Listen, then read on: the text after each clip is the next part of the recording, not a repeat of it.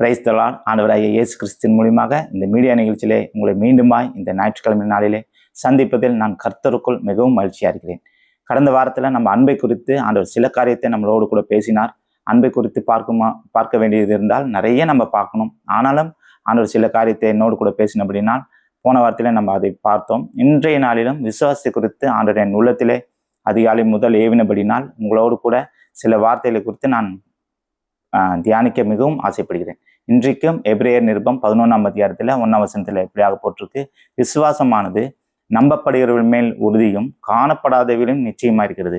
அப்போ இதில் மெயினாக பார்த்தீங்கன்னா எதுவுமே நம்ப முடியாத சூழ்நிலையிலும் நம்ம நம்பணும், காணப்படாதவைகளும் நிச்சயம் நம்ம பார்க்கவே இல்லை ஆனாலும் நம்ம விசுவாசிக்கணும்னு சொல்லி ஆண்டவர் சில காரியத்தை என்னோடு கூட பேசினபடினால் அதை உங்களோடு பகிர்ந்து கொள்ள மிகவும் ஆசையாக இருக்கிறேன். என்னோடு கூட இணைந்திருங்கள். இன்றைக்கும் எபிரேயர் நிருபம் 1ஆம் அதிகாரத்தில் 11ஆம் வசனத்தில் வாசிக்கிறோம், விசுவாசத்தினாலே சாராலும் வாக்குத்தத்தம் பண்ணின உண்மையுள்ளவர் என்று எண்ணி கற்பம் தரிக்க பலன் அடைந்து வயது சென்றவளாயிருந்தும் பிள்ளை பெற்றாள். அப்படின்னா அந்த நாட்களில் ஆபிரகாமுக்கு 100 வயது. ஆண்டவர் வாக்குத்தத்தத்தை கொடுக்குறாரு, எல்லா விதத்திலும் நான் உனக்கு ஒரு குமாரனை கொடுப்பேன், அவனுக்கு ஈசாக் என்று பெயரிடுவான்னு சொல்லி எல்லா விதத்திலும் ஆசீர்வதிச்சு பிள்ளையை கொடுக்குறாரு. ஆனாலும் ஆபிரகாம் அதை ஏற்றுக்கொள்ளலை, அதை நம்பலை, ஆண்டவர் நடத்த மாட்டாரு, ஏன்னா 100 வயதுல எனக்கு எப்படி பிள்ளை பிறக்கும்னு ஆபிரகாம் நினைச்சாரு. அதே போல சாராளுக்கு 90 வயதா இருக்கும்போது நான் கிளவியா இருக்கும்போது எனக்கு எப்படி பிள்ளை பிறக்கும் அப்படின்னு சொல்லி நகைத்தாங்க அப்படின்னு சொல்லி அந்த வசனத்தையும் நம்ம வாசிக்கலாம். ஆதியாகமம் 17ஆம் அதிகாரம் 17ஆம் வசனத்தை வாசிப்போம். அப்பொழுது ஆபிரகாம் முகங்குப்புற விழுந்து நகைத்து, 100 வயதானவனுக்கு பிள்ளை பிறக்குமோ, 90 வயதான சாரால் பிள்ளை பெறுவாளோ என்று தன் இருதயத்தில் சொல்லிக்கொண்டு. அப்ப இருதயத்தில் என்ன சொல்றாருன்னா, முகங்குப்புற விழுந்து நகைக்கிறாரு. நகைத்து இருதயத்துல தான் சொல்றாரு, இருதயத்துல தான் அவர் சொல்றாரு எல்லா விதத்திலும் எனக்கு இப்படி பிள்ளை பிறக்குமோ, சாராளுக்கு 90 வயது. அது சாராள் குறித்து நம்ம வாசிக்கலாம். 18ஆம் அதிகாரம் 12ஆம் வசனம். ஆகையால் சாராள் தன் உள்ளத்திலே நகைத்து, நான் கிழவியும் என் ஆண்டவர் முதிர்ந்த வயதுள்ளவருமான பின்பு எனக்கு இன்பம் உண்டாயிருக்குமோ என்றால். இவங்களும் என்ன பண்றாங்கன்னா உள்ளத்துல நகைத்து. அதுதான் அடுத்த வசனத்துல ஆண்டவர் பார்க்குறாரு, கர்த்தரால் ஆகாத காரியம் உண்டோ அப்படின்னு சொல்லி ஆண்டவர் கேட்கிறாரு. அப்ப இவங்க உள்ளத்துல நகைக்கிறது ஆண்டவர் பார்க்குறாரு. அப்ப எல்லா விதத்திலும் இவங்க உள்ளத்துக்குள்ள இருதயத்துக்குள்ள அவங்களோட காரியத்தெல்லாம் ஆண்டவர் பார்த்துட்டே சொல்றாரு, நீங்க சிரிச்சீங்க அப்படின்னு சொல்லி சாராள்கிட்ட கேட்கும்போது சாராள் இல்லவே இல்லைன்னு சொல்றாங்க.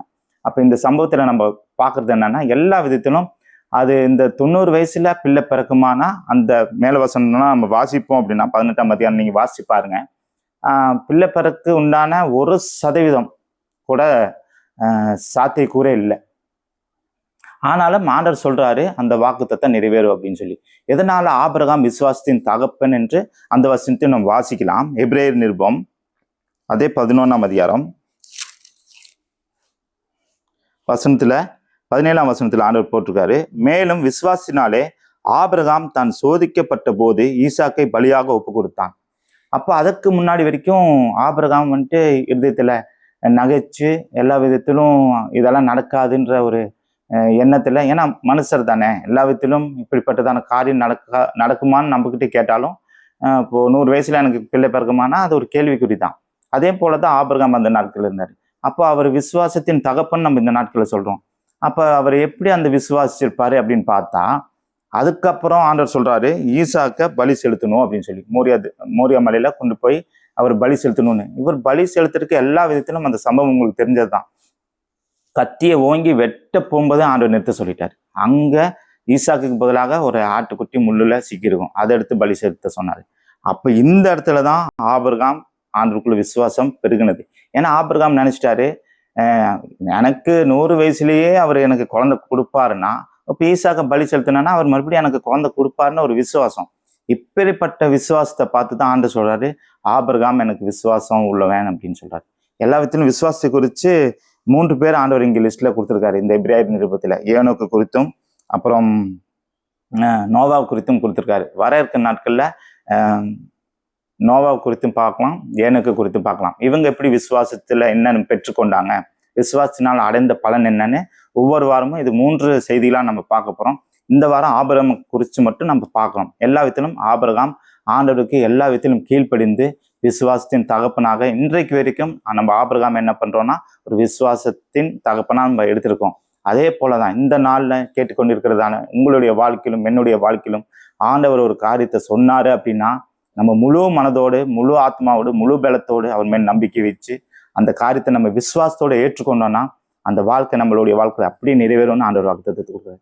நீங்க ஒரு வேளை கலங்கிருக்கீங்களா, என் வாழ்க்கையில இது நடக்கவே சாத்தியமில்லைன்னு நினைக்கிறீங்களா, இருதயத்தில் அப்படிப்பட்டதான எண்ணத்தோடு இருப்பீங்கன்னா ஆண்டவர் சொல்றாரு, இருதயத்தில் இருக்கிறதான எண்ணத்தை ஆண்டவர் அறிஞ்சிருக்காரு. மனுஷங்களுக்கு தெரியாது, உங்க இருதயத்தில் இருக்கிறது எனக்கு தெரியாது, மனுஷங்களுக்கு தெரியாது, யாருக்குமே தெரியாது. ஆனா ஆண்டவருக்கு தெரியுங்க. நீங்க என்னென்ன சூழ்நிலை இருக்கீங்கன்னு சொல்லி தெரியும். ஏதாவது தேவைகள் படலாம், ஒரு குழந்தை பாக்கியத்துக்காக கேட்டிருக்கலாம், இல்லை கடன் பிரச்சனை மாறணும், இப்படிப்பட்டதான கடன் பாதிப்புல இருக்கேன், என் குடும்பத்தில் சமாதானம் இல்லை, சந்தோஷம் இல்லை, என் குடும்பத்தில் எப்போதான் இதெல்லாம் எனக்கு நடக்குமோன்ற ஒரு விசுவாசம் இல்லாத காரியமா இருந்தீங்கன்னா ஆண்டவர் இன்னைக்கு சொல்றாரு, விசுவாசினால் எல்லாம் ஆகும், விசுவாசித்தால் தேவனுடைய மகிமையை காண்பாய் ஆண்டவர் சொல்றாரு.